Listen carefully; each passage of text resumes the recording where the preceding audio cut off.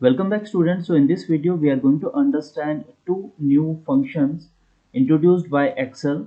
Now these are better option as compared to concatenate. Definitely concatenate is still relevant and it is very useful.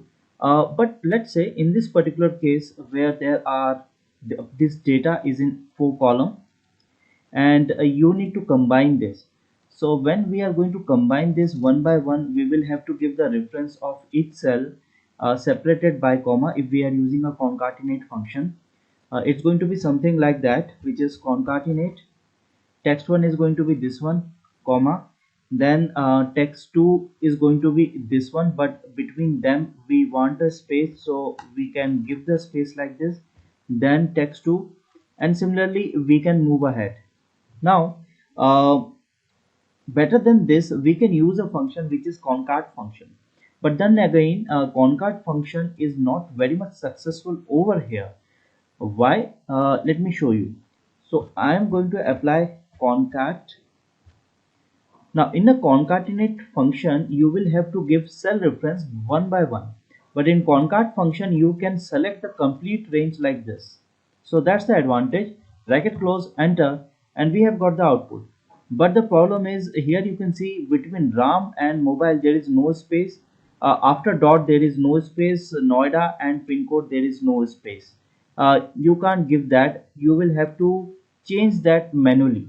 Means you will have to convert this into text from the formula, and after that you will have to change it manually. So concat function is not always useful.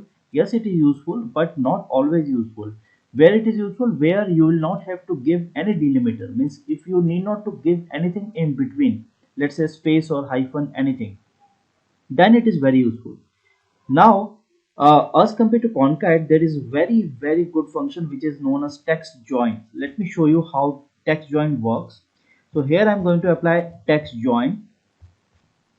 Now in the text join, first you will have to give the delimiter, means whatever cell reference you are giving, what's going to be in between them. So I want space to be as a delimiter, comma. After that you will have to give whether you want to ignore the empty cell or not. True, ignore empty cell. False, include empty cell. Most of the time we go for true because that's more relevant, because here you can see we have given the delimiter. Let's say in place of space we have given comma, and if there is a empty cell, then comma is going to be repeated twice. Fine. So here I'm selecting true, comma. After that you need to give text 1. So as a text 1 I can give this range similar to concat. That's it. Bracket close, enter. And here you can see we have got the output with the space. Isn't it amazing? So let me drag it and we will have the result all over the places. Fine. It is let me show you another example of it. Here I have got the list of state, and let's say this initial 10 state I need to use somewhere in a sentence uh, separated by comma. So I can simply apply text join. As a delimiter I am going to give comma, then space, quotation close.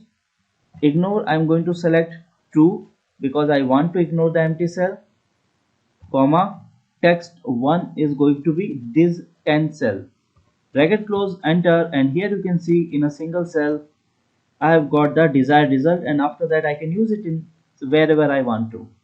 So these are a few new function which has been introduced, which is concat and text join. So this is it for the video. Thank you for watching. Have a nice day.